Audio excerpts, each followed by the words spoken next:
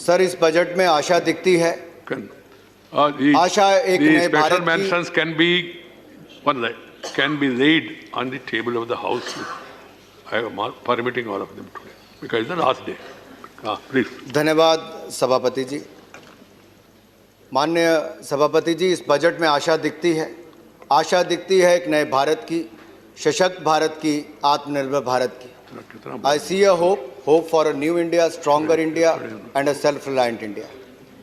It will set us on the path of economic and manufacturing powerhouse. और sir, इसमें विशेष तौर पर देखा जाए तो 34.5% वृद्धि की गई है कैपिटल एक्सपेंडिचर में, जो अपने आप में रिकॉर्ड है। लगभग 5.5 लाख करोड़ रुपया कैपिटल एक्सपेंडिचर इसमें ज़्यादा किया जाएगा। सर, मुझसे जब विपक्ष के नेताओं में मनोज जी कह रहे थे कि आम बजट या खास बजट, सर मैं यही कहना चाहता हूं, अगर हिंदुस्तान के इतिहास में किसी प्रधानमंत्री ने सबसे ज़्यादा गरीबों को गरीबी रेखा से बाहर निकाला है तो उनका नाम नरेंद्र मोदी है। नरेंद्र मोदी जी की सरकार ने किया है।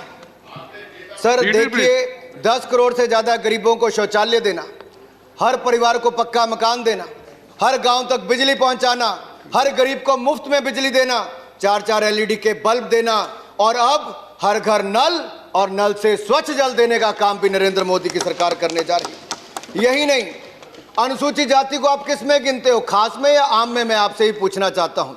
अगर अनुसूचित जाति की बात की जाए सर, तो अक्रॉस मिनिस्ट्रीज 51.65% की बजट में वृद्धि की गई है। लगभग 83,000 करोड़ से बढ़ाकर 1,26,000 करोड़ से ज्यादा किया गया है। सर, सामाजिक न्याय अधिकारिता मंत्रालय किसके लिए काम करता है? सामाजिक न्याय किसके लिए? उस पिछड़े के लिए जिसको आगे लाभ नहीं मिलता था। 28% की वृद्धि अगर उस बजट में की तो नरेंद्र मोदी जी की सरकार ने उसमें करने का काम किया है। यही नहीं, विकलांगों के लिए, दिव्यांग के लिए किस में गिनते हो आप, आम में या खास में? इनके लिए भी बजट में 30% की वृद्धि करके 1171 करोड़ रुपए का बजट उसमें किया गया है। मिशन शक्ति महिलाओं को किस में गिनते हो? 16% की वृद्धि की तो इसमें की है।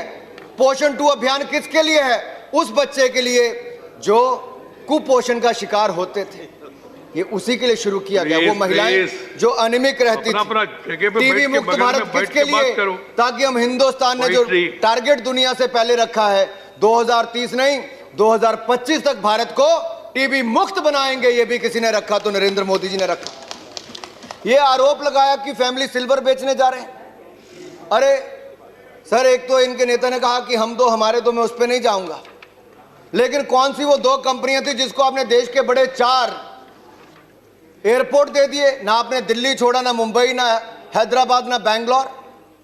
क्या आप जवाब देंगे? ये 6 एयरपोर्ट्स को प्राइवेटाइज करने का समय आपके समय शुरू हुआ था, जो उसके बाद मिला है। एयर इंडिया की दुर्गति किसने की? क्या हालत थी एयर इंडिया की? क्या देश नहीं जानता? किस हाथों में आपको देकर गए थे? और आपने 28 की बजाय 58 एयरक्राफ्ट खरीदने की बात की। 7,000 करोड़ का रेवेन्यू आता था, 50,000 करोड़ का आपने कर्जा ले लिया। डुबा कर आप एयर इंडिया को चले गए। अब हिंदुस्तान के टैक्स पेयर का पैसा आप चाहते हो कि हर साल 6-6 हजार करोड़ रुपया उसके लिए डाला जाए, लेकिन देश की गरीब जनता के विकास के लिए ना दिया जाए। क्या करना चाहिए? आप प्राथमिकता तय कर लीजिए।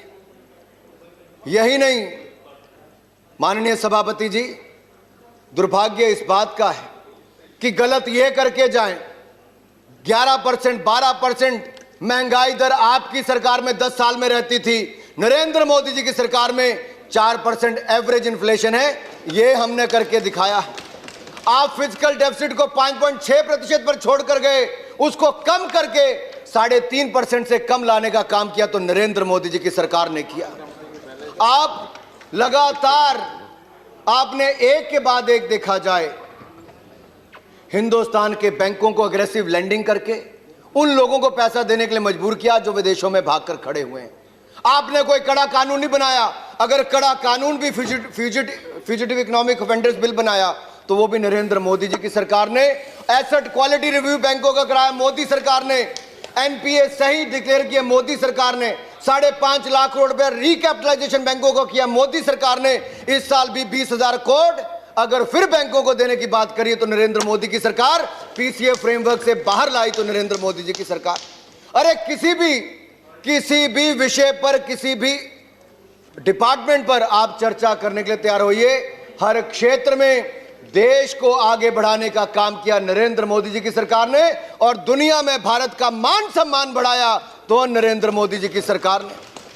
यही नहीं, कितनी देर बोलना है? मैं आपसे पूछना चाहता हूं, आज कितनी देर बोलना है? ऐसी क्या बात थी कि आपकी सरकार में एक के बाद दूसरा घोटाला आता था? डॉक्टर साहब ईमानदार व्यक्ति थे, लेकिन जो नीचे सारे थे उनकी बात तो देखिए, एक के बाद दूसरा, दूसरे के बाद तीसरा, तीसरे के बाद चौथा। शायद ही कोई डिपार्टमेंट आपके समय ऐसा होगा जहां पर घोटाले की बू ना आ रही हो। लेकिन मोदी सरकार के 7 वर्ष होने जा रहे हैं, कोई 7 पैसे का आरोप भी मोदी सरकार के किसी मंत्री पर नहीं लगा। यह है ईमानदारी से चलने वाली सरकार। मैं यही नहीं, आप में से किसी ने कहा मध्यम सूक्ष्म लघु कुटीर उद्योग के लिए क्या किया? अरे हमने तो किया सो किया, आप तो एक डेफिनेशन नहीं बदल पाए। हमने उनकी डेफिनेशन भी बदली, उनकी टर्नओवर लिमिट को भी बढ़ाया, और इस आपदा के समय 3 लाख करोड़ रुपया अगर बगैर किसी गारंटी और कोलैटरल के 20% एडिशनल वर्किंग कैपिटल दी तो नरेंद्र मोदी की सरकार ने देश के मध्यम सूक्ष्म लघु कुटीर उद्योग वालों को दी। सबऑर्डिनेट डेट स्कीम में 30,000 करोड़ रुपया हो, पार्शियल क्रेडिट गारंटी स्कीम में हो। और यही नहीं, cost of lending has also gone down. Sir interest rate लगातार कम हो रहे हैं। आज घरों की खरीद क्यों बढ़ रही है? रियल एस्टेट में तेजी क्यों आई वापस? क्यों मध्यम वर्ग के लोग घर लेना चाहते हैं? क्योंकि उनको 1 साल के लिए हमने वापस और आगे इनकम टैक्स की एग्जम्पशन और जो इंटरेस्ट सब्सिडी थी सर, हमने वो भी बढ़ा दिया। गरीब को घर मिल रहा है। रेरा जैसा कानून, जब सभापति जी पहले मंत्री हुआ करते थे उस समय रेरा के कानून माननीय वेंकैया जी लेकर आए थे, मोदी जी की सरकार में लाए। सर इससे गरीबों को घर मिलने का काम भी हुआ, रुके हुए प्रोजेक्ट उसको भी पूरा करने का काम किया। रिस्ट्रक्चरिंग हमने एमएसएमई के लिए अलाउ की, 25 करोड़ तक के जो अकाउंट थे उसको रेजोल्यूशन लाने का भी, रिस्ट्रक्चरिंग का भी किया। कामत कमेटी ने रिपोर्ट दी 26 सेक्टर की, प्लस हमने एक हेल्थ जोड़ के उनको पैसा देने का काम किया। आप में से किसी ने कहा कि हिंदुस्तान मैन्युफैक्चरिंग हब नहीं बन सकता। अरे इस देश में अपर हाउस में बैठकर अगर कोई ये कह दे कि देश मैन्युफैक्चरिंग हब नहीं बन सकता, दुर्भाग्य सर। हम हिंदुस्तान को दुनिया का सबसे बड़ा स्किल्ड वर्कफोर्स भी बनाएंगे, मैन्युफैक्चरिंग पावर हाउस भी बनाएंगे, और इकोनॉमिक पावर हाउस भी नरेंद्र मोदी जी के नेतृत्व में भारत को बनाएंगे। आत्मनिर्भर भारत का निर्माण करके जाएंगे। माननीय अध्यक्ष जी, हमने कौन से कदम उठाए? प्रोडक्शन लिंक इंसेंटिव स्कीम लेकर आए। मोबाइल में हम लोग केवल दूसरे नंबर पर, हम केवल 2 फैक्ट्रियां थी।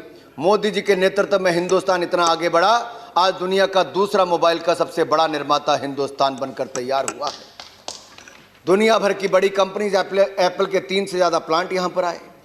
यही नहीं, अब हमने 10 सेक्टर्स आइडेंटिफाई किए हैं प्रोडक्शन लिंक इंसेंटिव स्कीम के लिए। 1,97,000 करोड़ रुपए हमने उसके लिए प्रावधान किया है। अलग अलग सेक्टर्स में भारत को ऊंचाइयों पर लेकर जाएंगे।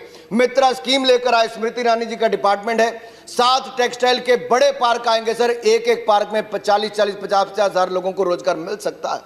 ये संभावनाएं खड़ी हो रही। इसके साथ साथ मेडिकल डिवाइसेस एंड डायग्नोस्टिक के 4 पार्क आएंगे सर।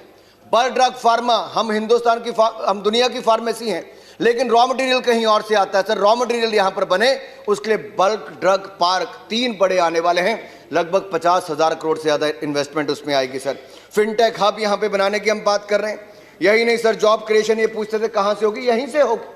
रियल एस्टेट बढ़ रहा है, कंस्ट्रक्शन बढ़ रही है, कैपिटल एक्सपेंडिचर 5.5 लाख करोड़ रुपए हम ज्यादा करने जा रहे हैं। इसका मल्टीप्लायर इफेक्ट होगा तो 2.5 से 3 गुना ज्यादा होगा। क्योंकि पटनायक जी यहां पर बैठे, पटनायक जी ने बहुत शानदार बात की थी कि उड़ीसा की सेल्फ हेल्प ग्रुप महिलाओं ने कैसे शानदार काम किया। सर मजा आता है सुन के, कोई अपने राज्य के बारे में अच्छा काम किया उसका उल्लेख करे, हमें सीखने को मिलता है। और नरेंद्र मोदी जी की सरकार ने सेल्फ हेल्प ग्रुप की महिलाओं के लिए 10 लाख से बढ़ाकर 20 लाख रुपया उसमें किया, ताकि हमारी बहनें और ज्यादा अपना स्वयं सहायता समूह बना सके। रेड्डी जी हमारे बैठे थे, टर्मरिक बोर्ड बनाने के लिए बात की। उन्होंने ये भी कहा कि एनआरआईज के लिए वेलफेयर बोर्ड बने। सर मजा आता है जब कोई विपक्ष का नेता केवल आलोचना नहीं करने की बजाय अच्छे सुझाव दे, सरकार उस पर विचार करती है। और इस बजट को बनाने से पहले हमने लगातार पूरे देश के बुद्धिजीवियों से, अर्थशास्त्रियों से विचार विमर्श भी किया। आपदा के समय भी नरेंद्र मोदी जी ने जो कदम उठाए सर, दुनिया और देश के लोगों से बात करके किया। सभी मुख्यमंत्रियों को ऑन बोर्ड लिया। यही कारण है कि दुनिया के देशों में आज सबसे कम मृत्यु दर है तो हिंदुस्तान उन देशों में से एक है मेरे। यही नहीं सर, हिंदुस्तान में एक पीपी किट नहीं बनती थी, हम आत्मनिर्भर हुए, आज दुनिया भर को पीपी किट देते हैं। हिंदुस्तान हाथ फैलाता था आगे, आज हम दुनिया को कोविड वैक्सीन देने का काम भी 100 से ज्यादा देशों को किया, तो हिंदुस्तान की सरकार ने नरेंद्र मोदी जी के नेतृत्व में किया है। यही नहीं सर, हम आगे और बढ़ेंगे, सेल्फ रिलायंट बनेंगे। सर कुछ बात किसानों पे करके मैं अपनी बात खत्म कर दूंगा सर, क्योंकि बजट में एक बड़ा हिस्सा 65,000 करोड़ का पीएम किसान योजना में दिया। तृणमूल कांग्रेस के एक सांसद ने कहा कि क्यों कम हो गया, इसलिए कम हो गया क्योंकि तृणमूल की सरकार ने पश्चिम बंगाल के किसानों को सर 14,000 रुपया प्रति किसान जो मिलना था उन्होंने देने के लिए मना कर दिया कि हम अपने प्रदेश के किसानों को नहीं देंगे। पश्चिम बंगाल के किसान को मिल सकता था, लेकिन ममता जी की हठधर्मी के कारण वहां पर नहीं मिल पाया सर। आयुष्मान भारत योजना हो उस राज्य में नहीं मिल पाई, पश्चिम बंगाल में हिंसा का दौर वहां पर चलता है, लोकतंत्र की हत्या वहां पर होती है सर। लेकिन मैं ये कहना चाहता हूं सर, हमने फिर भी कदम उठाए किसानों के उत्थान के लिए। कौन कहता है कि वो हमसे ज्यादा कर पाया किसानों के लिए? मैं पूछना चाहता हूं इस खुले मन से सर। ये लोग कहते हैं काला कानून है, जिनकी नजर ही काली होगी, सोच ही वैसी होगी, उनको ये कानून काला ही नजर आएगा। ये हिंदुस्तान के किसानों की आय को दुगना करने के लिए इस कानून को लाया गया है और हम प्रतिबद्ध हैं, हिंदुस्तान के किसानों की आय को दुगना करके छोड़ेंगे। सर मैं उदाहरण के तौर पर कहना चाहता हूं सर, अगर आप देखें गेहूं की खरीद यूपीए के टाइम पर 2013-14 में 33,874 करोड़ की हुई, हमने उससे दुगनी से ज्यादा 75,000 करोड़ से ज्यादा की खरीद हमने की सर। सर धान की खरीद इन्होंने 63,000 करोड़ की हमने 1,72,752 करोड़ की। सर इन्होंने कपास की खरीद मात्र 90 करोड़ की, लेकिन मोदी सरकार में खरीद 25,974 करोड़ की हुई। कहां 90 करोड़, कहां 25,974 करोड़ सर। यही नहीं, अगर आप देखेंगे सर कपास के लिए मैंने बता दिया, दलहन के लिए सर 235 करोड़ इन्होंने खर्च किए, तो हमने 10,530 करोड़ 40 गुना से ज्यादा खर्च किया। सर मैं बता सकता हूं सर, मुझे अंत में केवल 2 बातें कहकर अपनी बात खत्म करनी है सर। एग्रीकल्चर इंफ्रास्ट्रक्चर की जरूरत है ताकि पेरिशेबल गुड्स खत्म ना हो। सर क्यों नहीं बनाया आप लोगों ने 65 साल? मोदी सरकार ने एग्रीकल्चर इंफ्रास्ट्रक्चर सेस लगाया, लेकिन उसके बावजूद ना पेट्रोल डीजल के किसी के दाम नहीं बढ़ेंगे। बड़े बड़े बुद्धि अर्थशास्त्री पिछली सरकार में थे, मैं खुली चुनौती देता हूं, वो कोई एक व्यक्ति आकर कहे कि कैसे सेस लगाने से दाम बढ़ सकता है। इस सदन में आकर वो गलत आंकड़ा देके चले गए। दूसरे सदन में जाएं, इस सदन में कहें आप लोग कह दो मंडी खत्म हो जाएगी। मेरी खुली चुनौती है कांग्रेस पार्टी के नेताओं को, कोई बताए कहां किस कानून में लिखा है कि मंडी बंद होगी, कहां लिखा है कि एमएसपी बंद होगा? है कोई कांग्रेस के नेता में दम या विपक्षी दल के नेता में दम जो बताए कि किसी कृषि कानून में कहीं पर भी लिखा है कि मंडी बंद होगी, एमएसपी बंद होगा? अरे देश के गरीब किसान को, भोले भाले किसान को अपनी राजनीति के लिए इस्तेमाल मत कीजिए। ये किसान की आय को दुगना करने का काम हमने लिया है, करके छोड़ेंगे। आप जितना मर्जी भ्रमित कीजिए, महात्मा गांधी के इस देश में नरेंद्र मोदी जी के नेतृत्व में हम हिंदुस्तान को आगे लेकर जाएंगे, आत्मनिर्भर बनाएंगे। और मैं इतना ही कहता हूं, आप जो मंडी खत्म करने की बात करते थे, हम 1000 मंडियों को और सशक्तिकरण और करने जा रहे हैं। आपके पास न तर्क है न तथ्य है, आप तो केवल टकराव की स्थिति पैदा करना चाहते हैं। ऐसी बात बोलो, हेडलाइन बने, नेगेटिव न्यूज चलती रहे।